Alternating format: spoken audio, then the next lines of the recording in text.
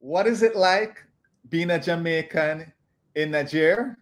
Hi, I'm Xavier Murphy, the founder of Jamaicans.com, and today in Jamaicans to the World, I talk to Antoinette Tidjani Alou, a Jamaican living in Niger. Welcome, Antoinette. Hopefully, I got the name of the country pronounced like how they pronounce it there, and hopefully, I got your last name correct. You got everything perfectly right, Xavier.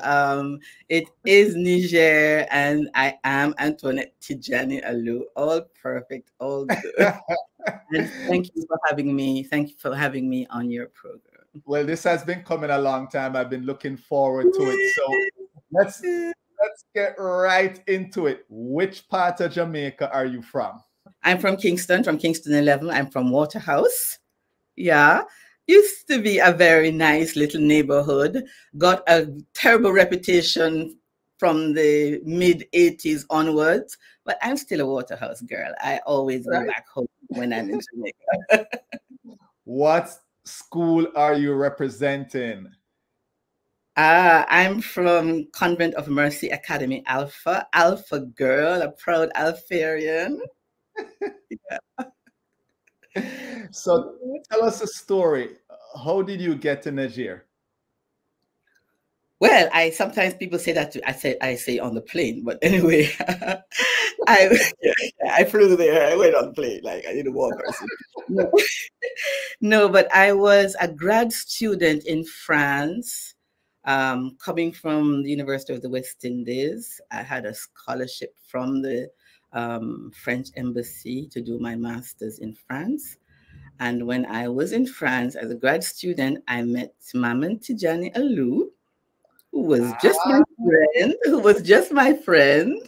And we never thought that we would be anything more than friends, because our relationship was so, brotherly, friendly. We weren't like, thinking about dating or anything else. But one day that changed. And, and we were then, doing our doctorate. And in Bordeaux, we had 2 daughters. We married there, and then we weren't intending to settle there or anything. But he really wanted to go back home to Niger. It was a time when the country was opening up, democracy was in the making, and he wanted to go back and contribute something. I wanted to go back to Jamaica, or if not to Jamaica, to some midway place between Jamaica and Niger.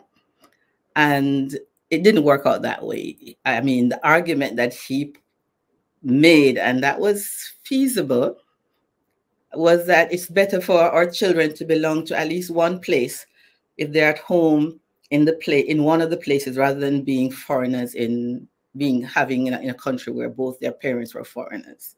Anyway, I reluctantly accompanied him to Niger. That was 30 years ago. Wow, amazing. My wife and I were best friends also, so I can relate to the experience of someone you thought you would never marry. You're good friends. Yeah, and then when you actually get to be in another relationship, then there's no dating because you know each other so well anyway. Exactly. So tell us about the people of Niger. What are they like? Well, the people of Niger are regular people, except that unlike most Jamaicans, they're not Christians, they're Muslims. And unlike us in Jamaica, they are not people who have been, transported. They're at home in their country, and they have the very clear ideas of the way things ought to be, and what is done, not done, what is right, what is wrong. They are kind. They're easygoing. You don't get the kind of anger that you can get in any setting in Jamaica. So they're pretty easygoing people who are kind, and who they're people. They're people. Niger is a country where wealth is measured in people. So if you are wealthy, It doesn't mean you have a lot of money. It means you have a lot of relations, people who are there for you, who turn out for your ceremonies.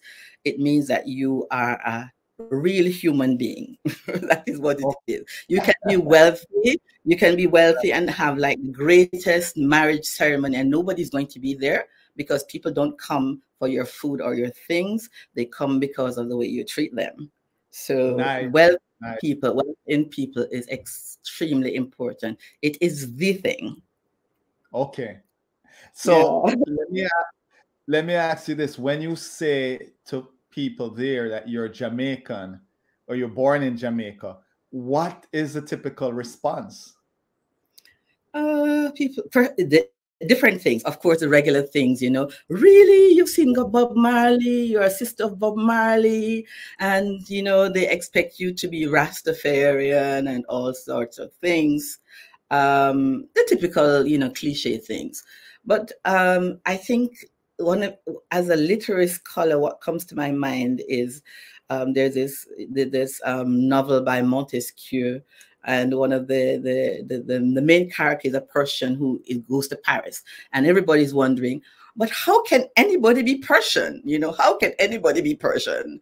And he's looking at them, and they're also pretty weird with the things they do and the clothes they wear. And you kind of get the impression of being in the situation where people might be looking at you and saying, how can anybody be Jamaican? You know, what is it being Jamaican? And that is because we don't have Jamaicans here. For I can be like here for 10 years at a stretch and be the only Jamaican in Niger. Niger is a huge country, 1,600,000 and plus square kilometers. And then you are the only Jamaican in the place, right? So it's very special. It's kind of weird, really. You know, it's kind of weird that you are actually a mythical person come alive. That's what I was about to say. A mythical entity, you know. Somebody you're a real life Jamaican, they want to take a picture with you. You're a real life Jamaican. Exactly. You know. So you're a celebrity. You're a celebrity, you know, of your own. Basically, being a Jamaican, there, you're a celebrity. Yeah, de facto has nothing to do with you. You know, it has more to do with ideas that people might have. You know, Jamaica is a formidable place that has managed to have an international aura. And you know, when you're Jamaican and away in places that Jamaicans are not, that you're still having the vibes around you, having the music, having the news of the country, having the excellence in sportsmanship. These are mostly the things people know. People wouldn't know about or writers or arts or dancers or scholars or things like that. But you are never anonymous anywhere when you're Jamaican, because Jamaica resonates, you know. It's not just being boastful. I think Jamaicans have managed individually as well as a nation to be from a small place, to be a small place geographically, but to be just huge and to be able to be Talawa, you know, exactly. and not to be surprised at being Talawa, to expect of themselves to have life abundant, to practice life abundant, and not to be, you know, not to be afraid of being, of achieving, of striving even, you know, and also not to be afraid of being yourself, being different. Yes, we're definitely going to be known if we're anywhere. We're going to be known. Yes, I think we tend to be really up in your face, very self. Well, I don't know if I use the term trailblazer, you know, because I don't think we think. We don't think it's normal. Right. We think it's normal. I think it's normal.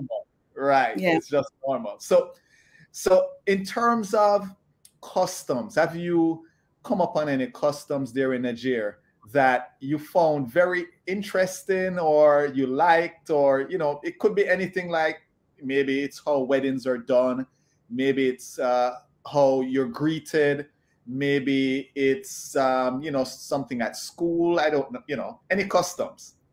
Customs, well, greetings. You know, like the thing about being in a country, you're part of the country because you have the nationality, you've grown up, you've been grown up in the country, had kids, worked, etc. It's always pretty ambivalent. Eh? One custom that's very interesting that struck me immediately when I arrived is the importance of greetings. Like greetings are very important because people are important. So they're very formalized and they go on endlessly. So I kind of like that people never pass people without saying hello and, you know, asking how they are, and you don't have to know somebody to greet them. But on Hmm. the other hand, as a Jamaican with this westernized side and time and being very busy and rushing around, you kind of wonder, you know, okay, can we just sometimes just say hi, you know, see you? No, you cannot. It's not polite. It's not done. You have to stop and say hello and how are you and how did you sleep and how is the family and how is work and how is your body and talk about the weather and then talk about people you know in common. And yeah, and you're supposed to stop and look people in the face.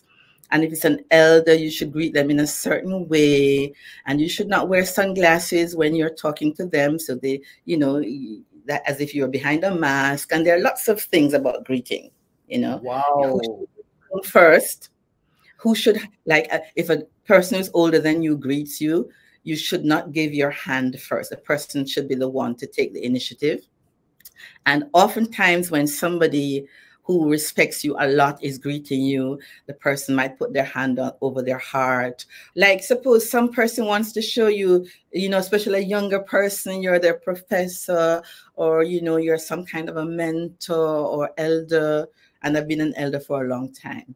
So, you know, like somebody wants to say that they respect you and you shake their hand, then they probably put their hand under the elbow that's shaking your hand, as if to say, you know, I am not strong enough to shake the hand of somebody like you. I actually need to help up my elbow to hold up my hand. Yeah, it's kind That of is very interesting. interesting.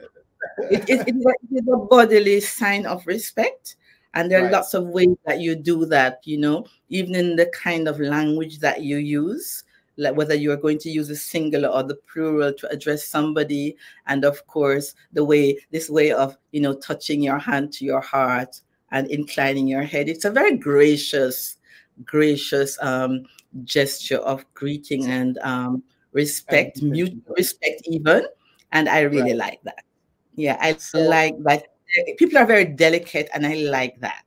nice. You You know, know, there's something I've always heard. I've always heard that folks who spend that time and greet and talk and so forth in that type of culture, the people live longer. So I always think about that when I hear that, you know, that the people tend to live longer because they're not worried about time, like you said. yeah. If they don't live longer, they definitely do live better.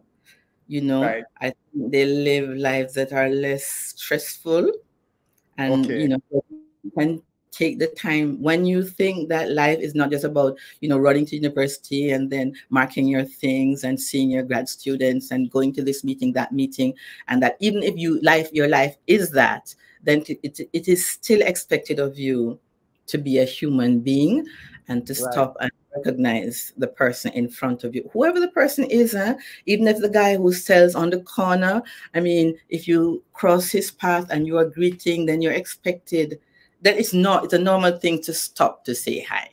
You just don't Okay. drive your car past people in the neighborhood. You don't do those things. People, you know, regular people, you know, people who respect each other don't do that. You know, Okay. you say hello, you know, you greet, you ask Right. about people in the family. You take a Nice. minute.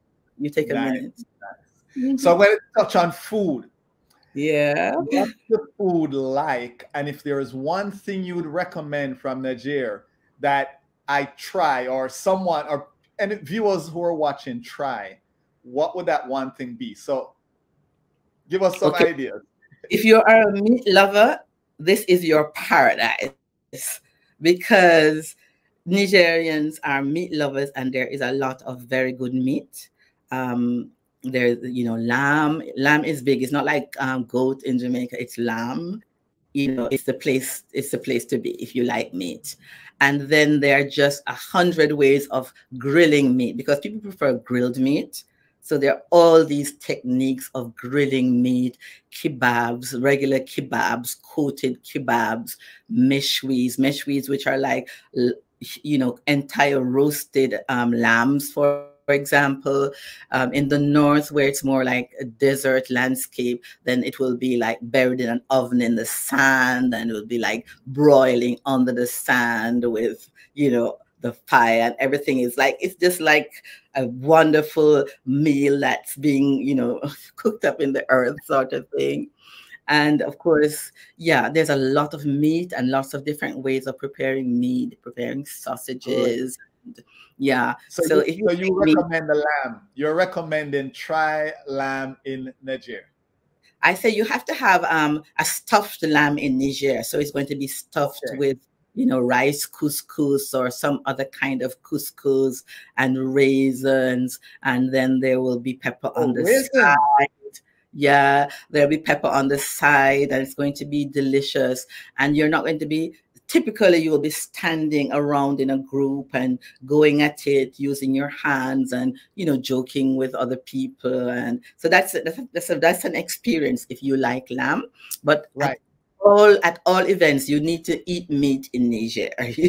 You really have to eat meat, because you probably wouldn't have eaten meat unless you did that. If you're a meat person, but so otherwise, sorry, go ahead. Yeah, what were you saying? I was gonna say, what is your favorite food? In general or here? Here, there in Niger. Yeah. I'm a foodie. And so no matter where I am, my table is pretty international, pretty cosmopolitan. And so I like food from every place, even when I'm in Niger. And I'll probably cook things from all over the world, that at least cuisines that I know, or places, food from places where I've been. But my favorite food in Niger, would be sorrel leaves with beef in a stew with white rice. It's really delicious. Are you talking about the same sorrel that or is it a different sorrel leaf? It is a member of the same family. So if you actually chew on the leaves of our sorrel, you'll find that it's a bit tangy. So you have this other kind of sorrel that it's for the leaves that you grow. The leaves are larger.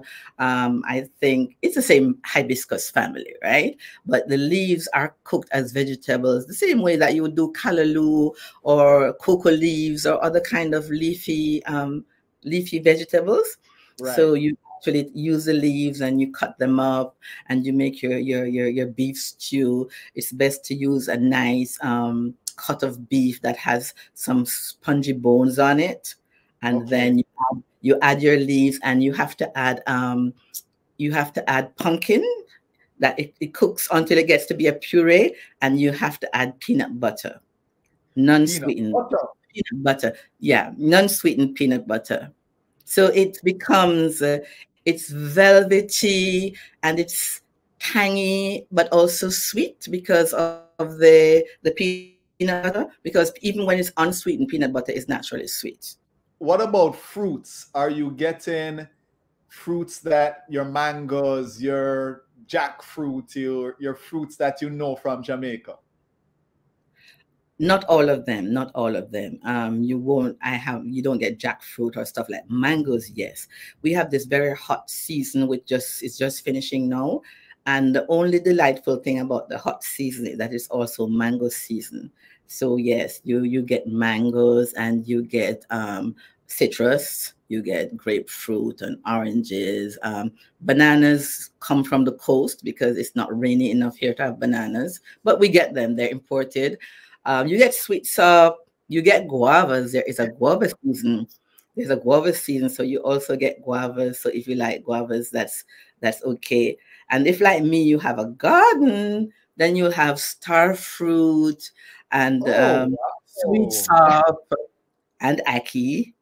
I planted my ackee tree. I had to search for it for 2 years and bring it up, get it to acclimatize. But I have big old ackee tree. Yes. Have you gotten ackees yet? Girl, I get 2-3 crops a year. So I have my ackee. Awesome. I have my ackee and sawfish right here, and the ackee tree is like a tutelar spirit over the roof of my house. I had to have it. Nice. So, have you had any of your neighbors or friends from Niger try the ackee? Of course. People who eat in my house will have eaten ackee, including like people from Benin. Ackee actually comes from the coast, Ghana, Benin, all of that. And I know people from Ghana, from Benin, who've never had ackee, although they have it growing in their backyard because they think it's not to be eaten, it's not edible, or it's something that kids might chew on raw in the bush. So I have my one of my PhD candidates is from Benin, and she had ackee the first time in my house.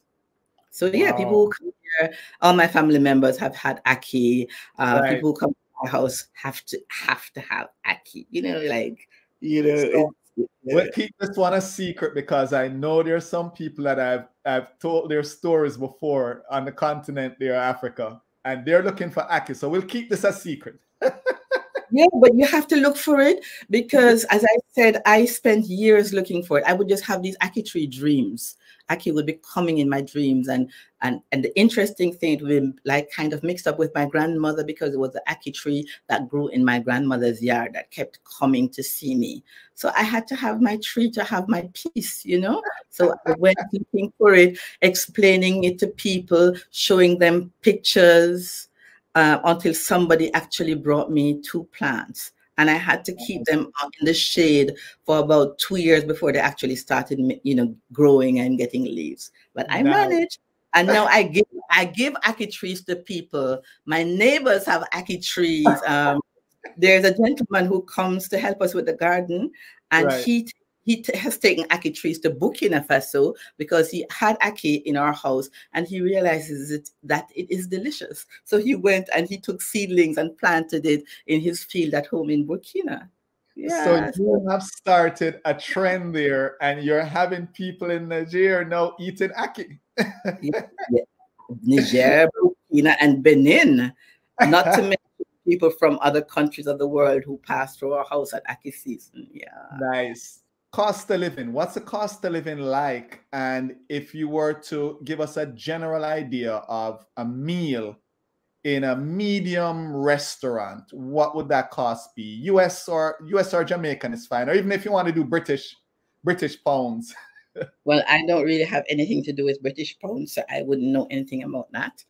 But the cost of living, the thing is, the cost of a meal in a restaurant wouldn't tell you what the cost of living is, because a meal in a restaurant for a regular Nigerian is very expensive. Like, let's say if my husband and I go to a restaurant and have a regular meal, we spend as much as we would spend for our weekly groceries. So if you take it by that token, it is expensive, right? Going to a restaurant. So that doesn't really tell you what the cost of living is. I would say that the cost of living is high, and not high compared to the US, like I'd go to a restaurant and we'd have a meal and let's say both of us would only have for 50 euros. If we were in France, it might have been 100 euros. So if you take it by that token, then it's less expensive to dine in Niger than it is to dine, let's say, in Marseille or Toulouse or say in London or in West Palm Beach. It is, and Definitely less expensive than it is in Jamaica, which is a very expensive place. When I go there, I realize that, you know, your money doesn't really go very far in Jamaica. Things are extremely Done quick, expensive. done quick. You Yeah. mentioned French, and I should have asked, talked about this a little earlier, but language and, you know, French. It was a former French colony, I believe, and so I think the French is it, you know, still dominant, the language. What's the main language? Okay, it's not what's the main language. If you say the main language in terms of populations, you know, what the demographic speaking one language, then the main language would be Hausa. But if you're talking about what the official language is, then that would be French. Okay, I So see. I mean, and then the most of the population would not speak the official language on a daily level. Um, it's the language of educated people, of the administration, of the state, you know, of schools, of higher education. But it's not the language that people, even educated people, speak to each other in every day. I It see. might be the kind of dichotomy that you would have between Jamaican dialect and standard English Right, sort of right, thing, except that we would have more languages than there are in Jamaica, because in Jamaica right. there are just two basic languages. Right. There's two. Yeah, There's the Jamaican language, and then there's the English. right. You know, but I mean, here then you'd have a few more languages than that. Okay. And in this part of the country, the language that is most spoken is Songhai Zarma. We just say Zarma, really. And it's one of the languages that came out of the Songhai Empire. So, you know, it's a language then that will be spoken in Niger, Benin, Mali. Okay. So, yeah.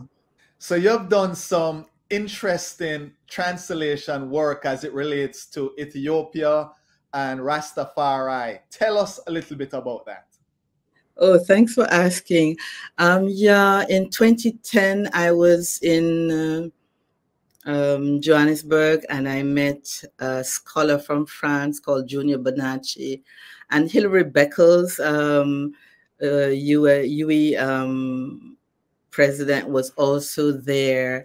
And we somehow, I was encouraging Julia to translate her book that was in French about the history of the return of Jamaicans and other Caribbeans to Ethiopia. So yeah, I am very happy to have encouraged Julia to translate the book. I didn't think that I would be doing the translation myself, but Hilary Beckles was very instrumental for getting funds for the translation. And Julia and I had a great 6 months, very intense, because her thesis was like almost 600 pages long. So it was a lot of work to translate it. I'm glad I translated this book. The title in English is Heirs and Pioneers, Rastafari Return to Ethiopia. The return place is Shashamane. I've been to Shash twice. To the Nyabingi temple. I've met the priestesses and the priestly family who took care of it.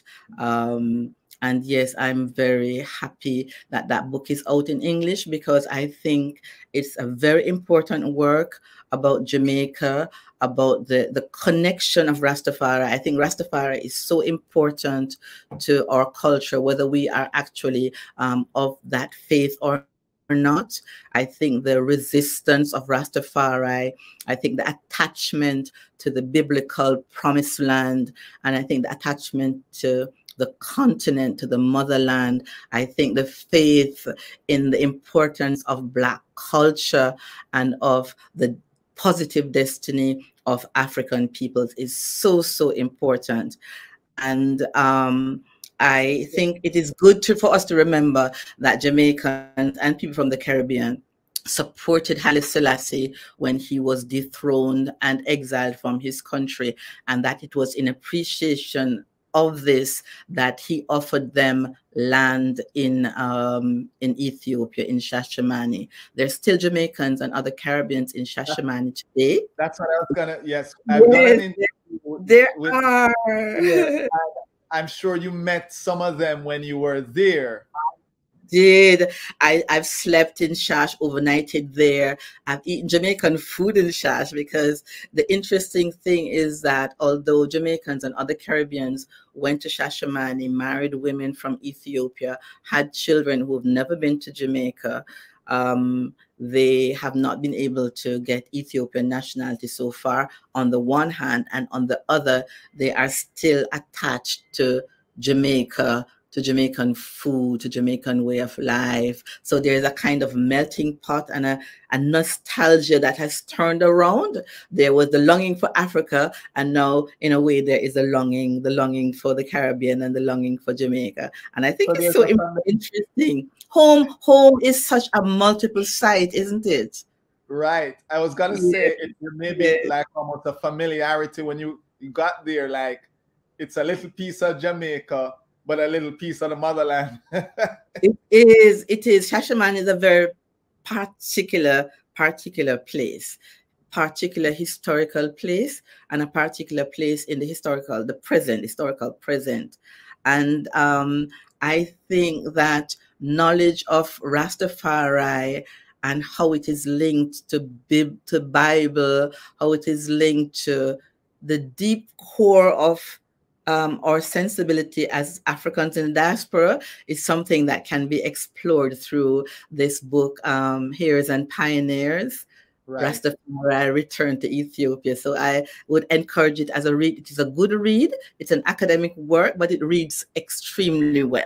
And So you can get it on Amazon? it is sold on Amazon. Yes. All right.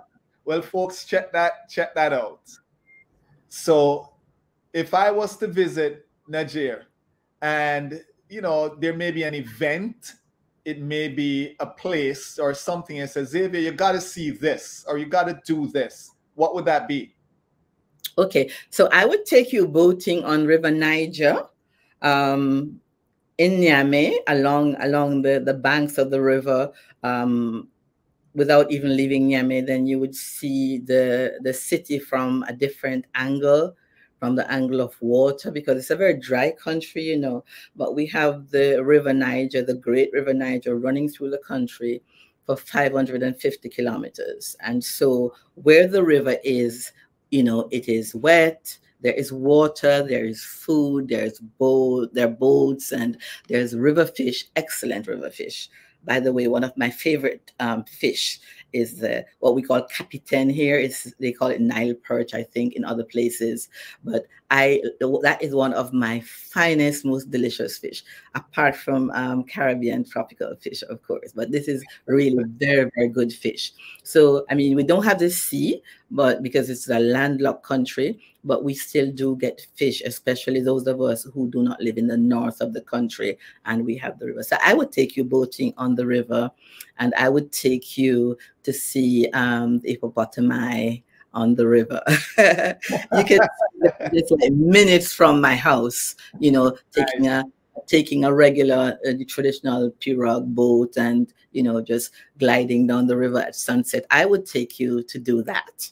All right. And I would say, Xavier, you have to see the last tribe of wild giraffes that are actually in Niger, and I would take you to see the giraffes. It is fascinating to see real giraffes out, in the wild. Well, when they're near here, they're actually in people's fields, but because they're protected, the people, the government are actually what do you say? It actually, pays the people back for my friend. My friend was just jumping in there, and I couldn't just get the word for rémunéré, whatever. The people are compensated. I get it. They're compensated for any damages that the giraffes might do to people's crops, for example. Typically, giraffes really will eat leaves on acacia trees and high shrubs. But when the season gets bad, they will eat corn in people's field. Or I hope they're not coming after your ackee tree. No, they don't come into the city. They don't come in the city. All They right. can't really live in the city. So if I took you there, we'd probably just drive for an hour or maybe 45 minutes Right. to the woods, more open savanna, and Right. then you could see them. You wouldn't Okay. get giraffes in the city, but you would get dromedaries in the city because they're still used for carrying things, and they won't come into your yard, but they are quite interesting sights to see in the cityscape. I All remember right. the first Well, time the first time I saw one walking through my mother-in-law's neighborhood. I ran to get my camera. Everybody found me so really silly. But anyway, you know, let I me ask guess you this. yeah. Music. What type of music do you hear?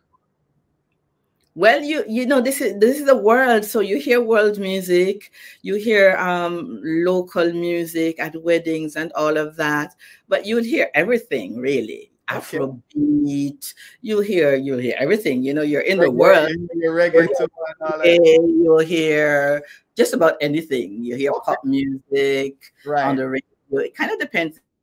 So let me ask you, what do you totally enjoy doing in Niger? If you're saying this is, have a long weekend and this is what I like to do. It might even be just reading a book. I don't know.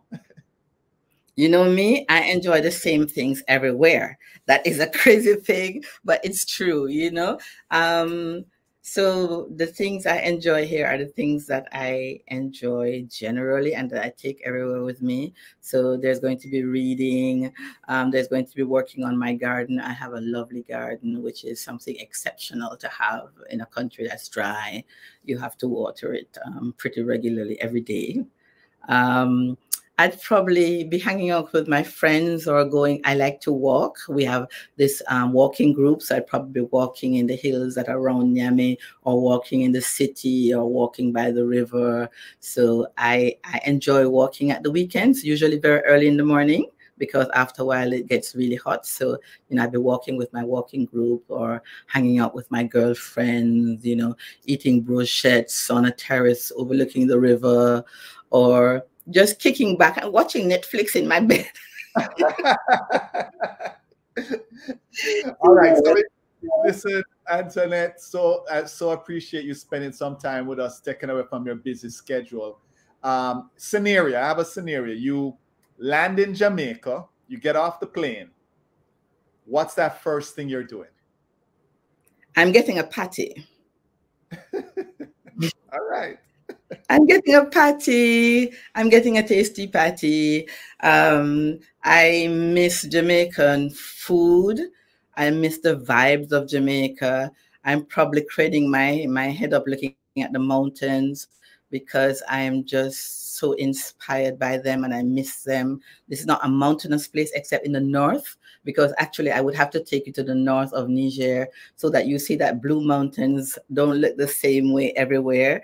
Here, there are granitic mountains, very nude, very mineral, but really, really beautiful. And I think I fell in love with Niger as a place versus as a place to live or as Yeah. people to be with. When I went to the north of the country, in the Ayer Mountains, beyond Agadez and beyond Timia, and I saw the mountains, and my heart just went out to this place that is so much the contrary of Jamaica. It's not green or lush or anything, but it is so strong and magnificent. And when you go out to the north, when you leave where there's water and therefore water vapor, the sky is so astonishingly blue. You would think it's not real. And so you have the blue of the sky and the black of the mountains, of the rocks. It's just, that is when I fell in love with the land. And I never knew I could love things like that. And I think one of the things that Niger has taught me, apart from the groundedness of what it is to be an African, and also the difference in Africa of being a Jamaican, because I'm both. You realize, oh, people also eat rice and peas in Africa. Yes, people also eat okra here, and there's so many things that resemble the food we eat and so many people who look like the people that we would cross in the street. I love the rivers. I love the mountains. I probably love the valleys most of all. But I go to the north of Niger. I'm a vegetation girl, you know, gardener, you know, that sort of person. Yes, So, you know, trees, sound like that. Trees and greenery is all over my poetry. You love the greenery. It comes up a lot in my writing, because I'm also a writer as well as a scholar. Right. Comes a lot in my writing, my gardener's side, my love of trees, of water, you know. And you go to this place that is totally different, you know, different from what you think like. And there are these mountains, and you realize that mountains, even nude mountains, are beautiful, are magnificent. And I think the thing about being here, away from my family, away from other Jamaicans, because it's kind of a big sacrifice. But you realize that the earth is really the Lord's, and that the fullness of the earth is also the Lord's, and that you can actually be full and abundantly alive in places that are not what you were brought up to be in, or what you imagine to be lovable places, and that you can work and live and strive, and then bring some of your Jamaican punchiness and make things change and make things move, you know. I think in my life as a scholar in a university that there's so much to build. I think being a Jamaican and coming from a place where you had to build things, and where we funded things in our own schools, and where we made things happen without the state, I think those things have impacted the kind of scholar that I am, you know, and that have made me think that, well, you don't have this, well, don't have the money for it, get the money. And then if you don't have this thing, build this thing. And I think it's an interesting... Different mindset.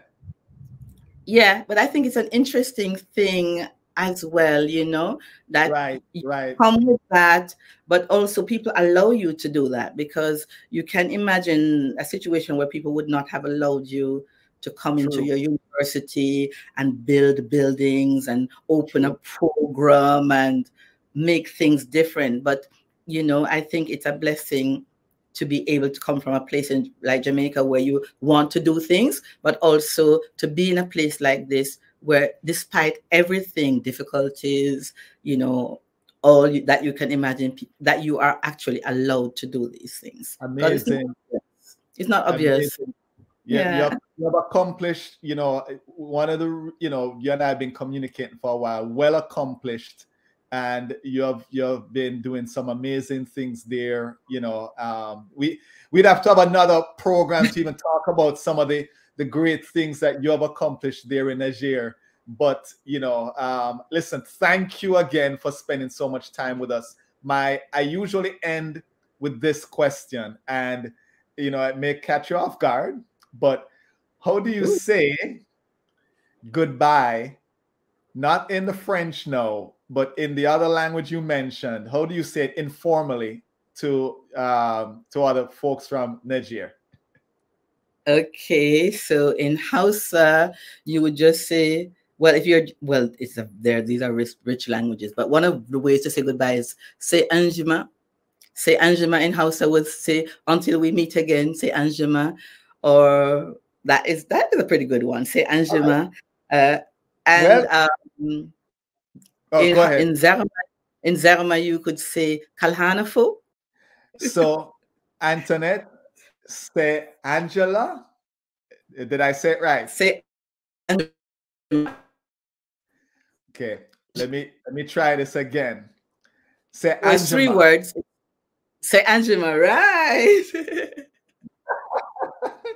All right. Say Anjima, thank you again for spending some time with us. And thank you for inviting me. It was my pleasure. All right. Okay. Show us some love now. Hit that like button, subscribe to our channel, and hit that notification bell. That way you don't miss a video.